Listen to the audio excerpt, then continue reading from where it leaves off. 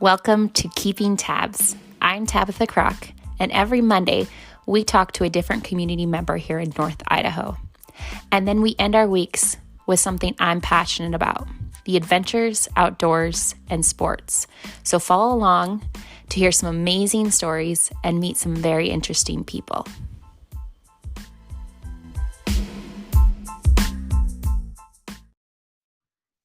All right, I have Shane Morigeau, and I am so excited to chat with him today. He is running for state auditor in Montana, and I know he has a great perspective on what's going on, and I want to just hear a little bit about him. Backstory is that I've known Shane since we were in high school, met in Australia playing basketball, so of all places, and now he's doing some amazing things. So tell us a little bit about you and what you're up to. Yeah, so a little bit about me. I grew up in Ronan, Montana, which is kind of a rural, it definitely is rural Montana. And went to school there. I came into Missoula, did forestry school after getting my pilot's license, and um, did that. And then after that, I went to law school here in Missoula and graduated law school and went and did a master's of law at the University of Arizona. And came back and I started working as an attorney.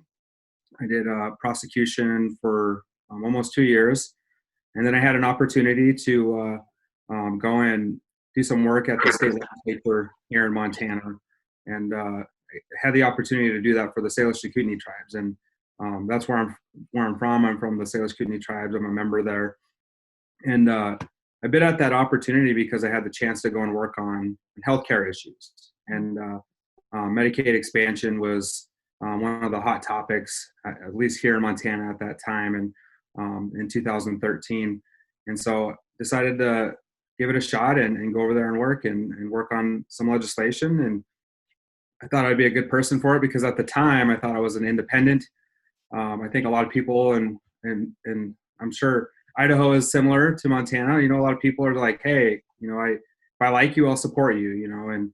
And that's how a lot of people feel here is they kind of see the candidates as they come and they want to make a decision. And I think that's, it's unique about our state, and I believe it's similar in Idaho and makes you guys unique in that regard as well. So I got the chance to go over and work on that. And I left that legislative session, after kind of interacting with the legislators at the state legislature in 2013 and then 2015, which is when we got Medicaid expansion passed here.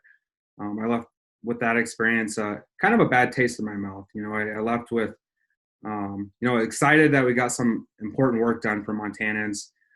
It took one session too long, in my opinion. But what I found was that when I went up to talk to the Democratic candidates there, and I wanted to talk to them about issues that impacted my community, not just the tribes in the community I grew up in, but everyone in that community. All the people I went to school with that I grew up with, I changed pipe for, buck bales for, it didn't seem like they had the best interest. That they had the interest in mind of all the people that I grew up with, and so I set out on a mission to run for the legislature, and ensure that they were getting that proper education, and that's kind of my style. It's to have conversations with people, not get upset or angry. I believe strongly in, having difference of opinions, and being able to walk away from that and then come back and talk about things that we can agree on.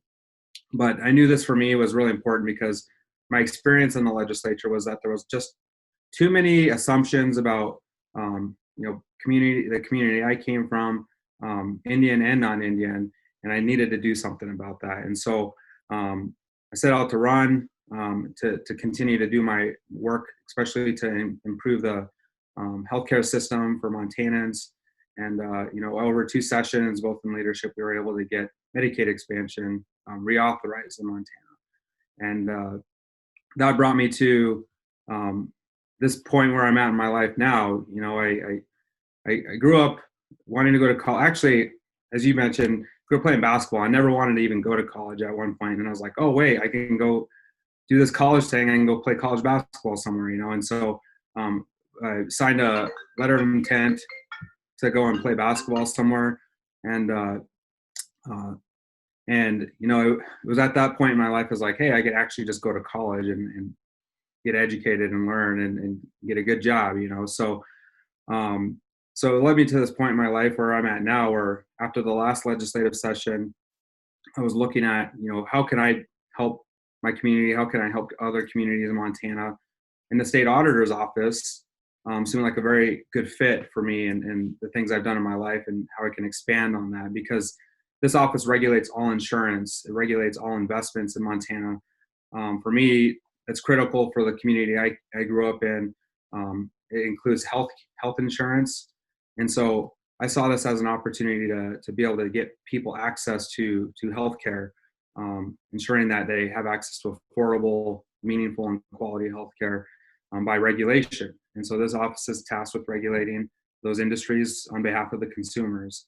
And the only other thing that really left a pretty bad taste in my mouth again, you kind of get accustomed to tasting bad foods in the legislature here and there, but I had a bill last session that I worked.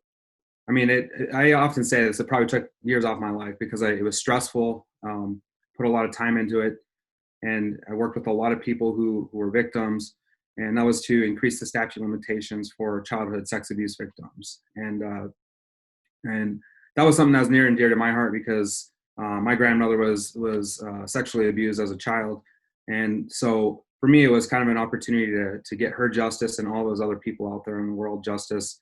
And we were able to expand the statute of limitations for civil claims against abusers, and then we were able to eliminate the statute of limitations for criminal abuse. But the only opposition I had when I was in committee was an organization representing insurance companies. And so to me, that was kind of a wake-up call to say, hey, these guys are putting their financial interests ahead of children and people getting justice. And so with all of that stuff coupled together, this is where I decided, hey, I'm going to put my energy into this. I think I'm just going to be myself and do my best to continue to represent people in my community, and hopefully people see that. Yeah, that's amazing. And so there's a lot going on in this world right now with politics and what's happening.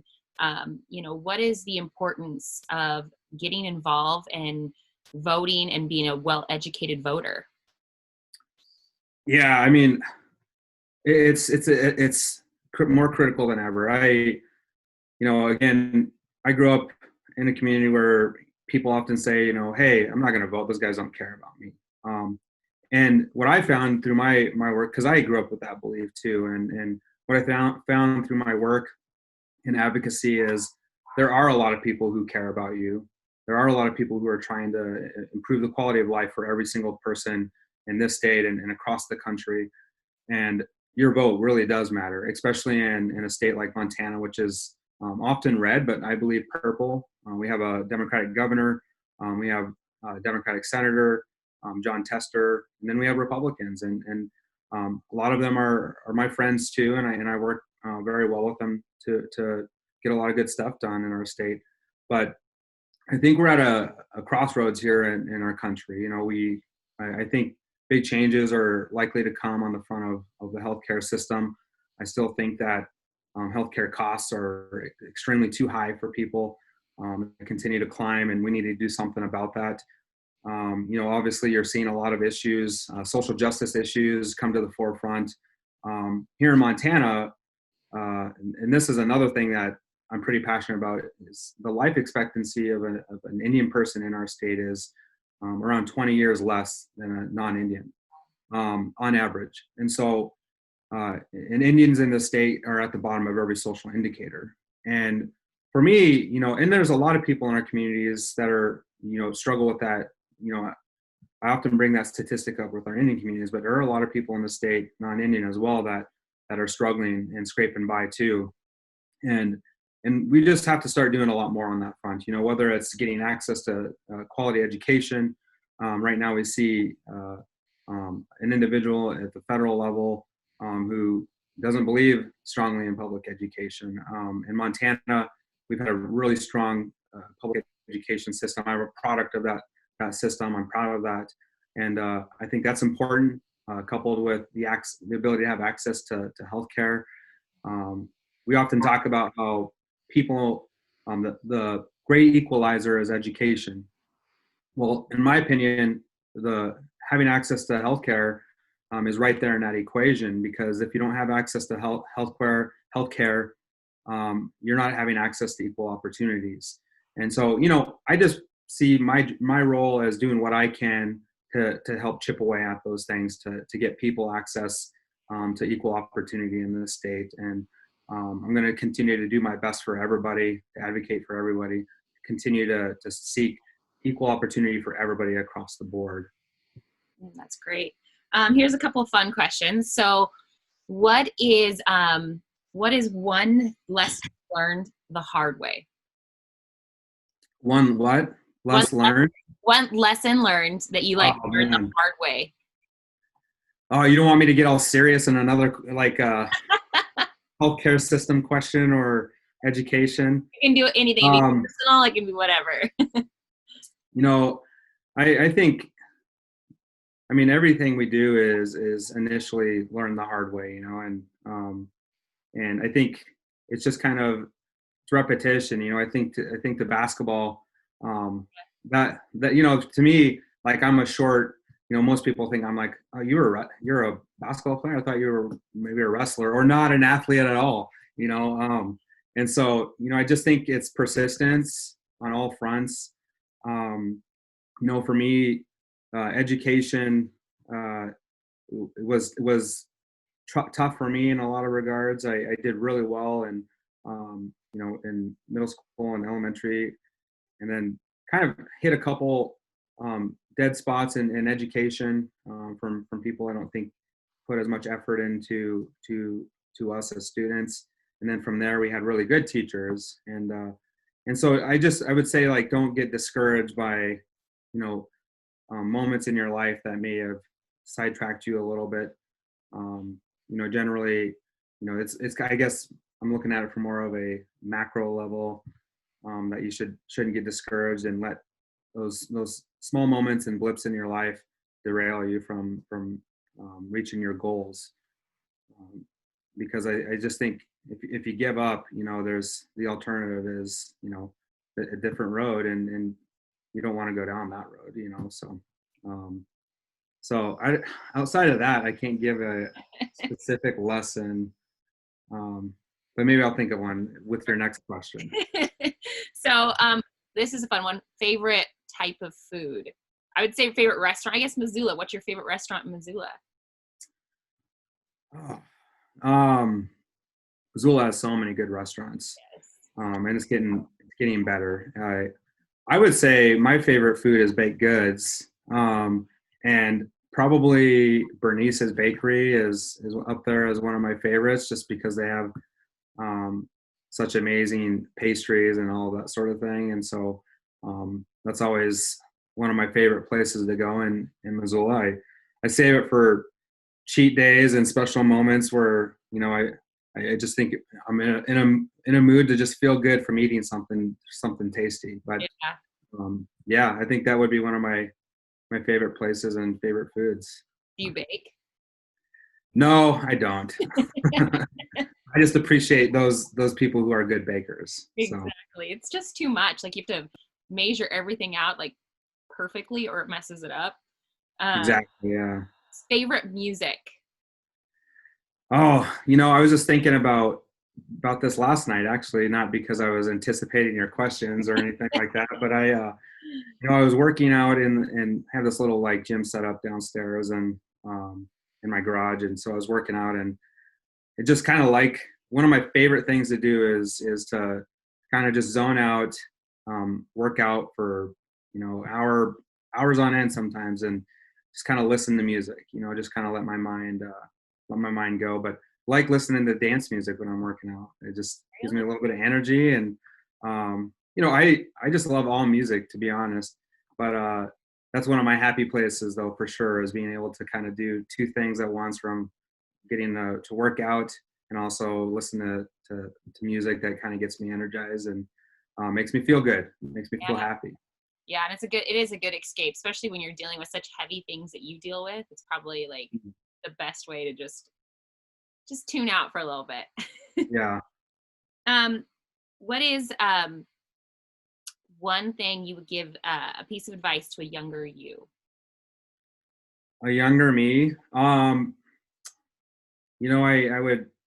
I always tell younger me's that, when people think about like law school or, um, doing taking these steps in their life, or lives, I often say it's just kind of like busy work, a lot of it, and to not, to just believe in yourself, and know you can do it, because I think a lot of times, especially in our systems, the way I was kind of raised was to, and you know I think there's always this perception that sometimes people aren't, especially in Indian communities where I came from. It was, the expectation of what I was going to do was, I remember telling people, "Here's what I want to do in my life," and they're like, "Oh, maybe you should think about doing this." Like, what? And so I think there's like reports and tests on this, where, studies on, you know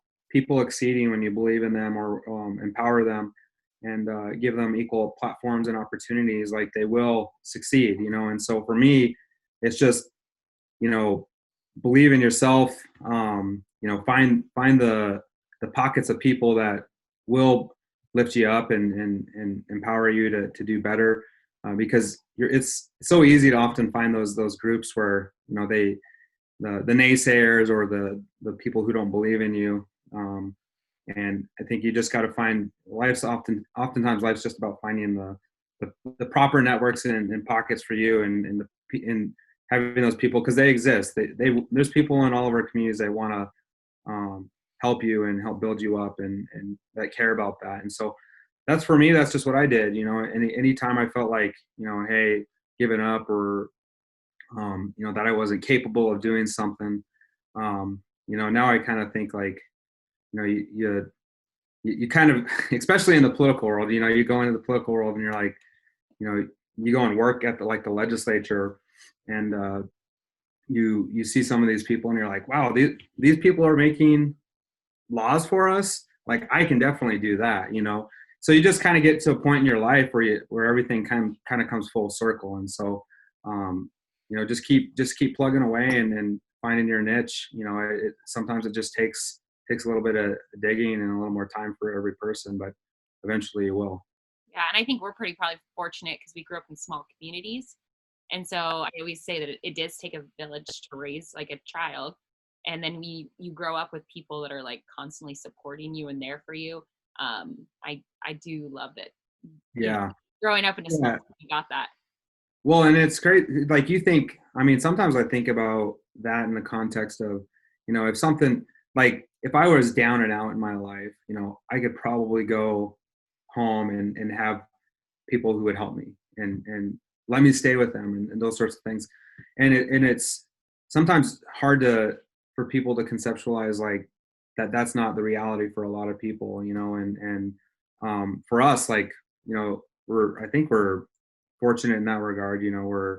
I think we, uh, growing up in small communities are definitely different, and especially in rural, America, rural Montana, rural Idaho, and so I kind of feel fortunate to grow up in that place, but I also try to kind of always open my mind to the fact that, like, we're, you know people don't have those same opportunities as we do, or those same support networks, oftentimes. And it's like, you know if you're down and out and you grew up in a community that doesn't have that, you don't have a lot of people, you're homeless, or you're, you're in a bad spot in your life, and constantly trying to dig yourself out, and get back to where you can find opportunities. But, um, yeah, we are pretty Yeah, fortunate in that regard. exactly. If you could teach one thing, what would it be? So if you could I teach could teach one class or thing. something, yeah. If at some point, if at some point I'd like to teach, I'd like to coach, and be a basketball coach. Um, I mean, I guess that's comes hand in hand with teaching, but um, I often say to myself, like, hey, if this campaign, depending on what happens with this campaign, win or lose, I'd like to look into opportunities to coach, because I also think that's a powerful, an important part and moment in young people's lives is having someone to help. It's more than just X's and O's. It's more than just basketball. It's having good role models and people who encourage you to be better. I look back, and I had a lot of good people that instilled confidence in me through that point in my life. But I also had people who doubted me, and didn't make me feel good about myself as a young person. And I think we need to constantly be injecting, positivity in young people's lives. And I see that as an opportunity to do that. If I can, it'd be nice to be able to do that in the community I grew up in, for one of the schools, even maybe the school I went to. But if I win this race, I'd be based in Helena. So I'd have to look at, and Helena's got some big schools. That's the capital in Montana, and there's some good quality programs there. And I think they're often a couple of the schools, or one of the schools is usually like right in the mix for state championships every year. So maybe I'd have to start at an assistant level there or something. I don't know, but I just enjoy being around that, and seeing, people grow. It's just something I enjoy doing and seeing. Oh yeah, and there's so many things you learn as a kid from a coach or from a team, or I mean, some of the best life lessons you can learn from being on the court. Yeah, and I mean, I think one of the big life lessons from sports that I always, take away is it's also an opportunity for people to prove people wrong. And I mean, I had to work my butt off to be average at basketball. There were certain things that I was better at, and I just loved the game.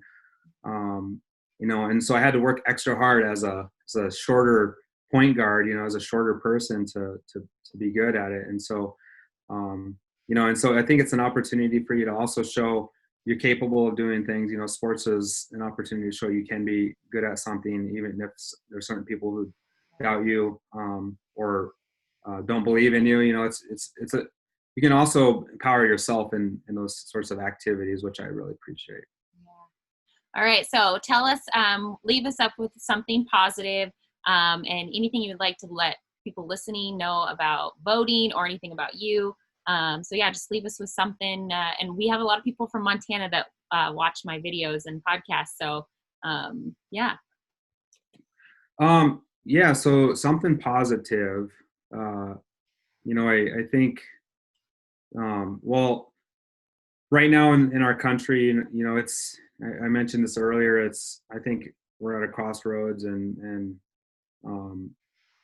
I'd say roads, like a four-way intersection, so to speak. But but I think the positive thing about all of that is I think there's more good people in this country and in our states than there is bad, or those people who kind of prey on unrest or chaos in our country. And I think that typically always prevails in our country. And I would say that one of the positive things is, like, from all of what's going on, we need to seek is actual change. Um, I think it needs to be substantive, and we need to see some changes in our country.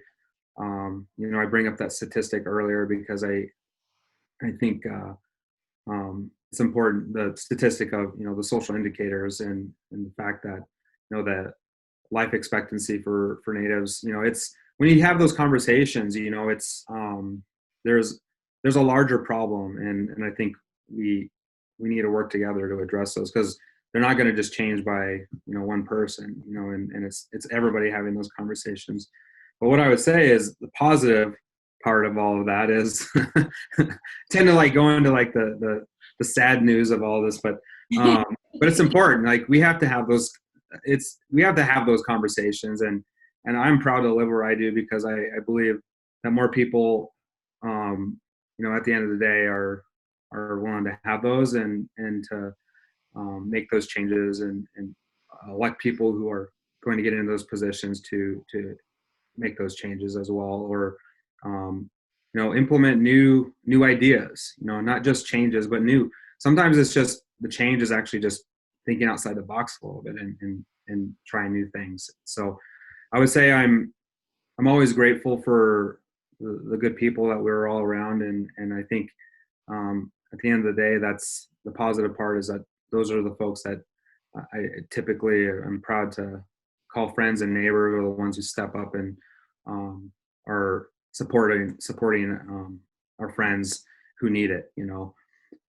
So that would be probably one of the reasons I think everybody needs to vote, and we need to vote for people who are going to create those new opportunities for people. Yeah, it's perfect. So if you're in Montana, make sure that you vote for Shane. Election is in November. Yep. Perfect. Yep. And everybody that's listening, everybody in this country, please register to vote. That's my platform. And go vote and vote educated. Know who you're voting for. So thank you so much, Shane. And I really appreciate your time. And this has been great. Yeah, thanks for having me.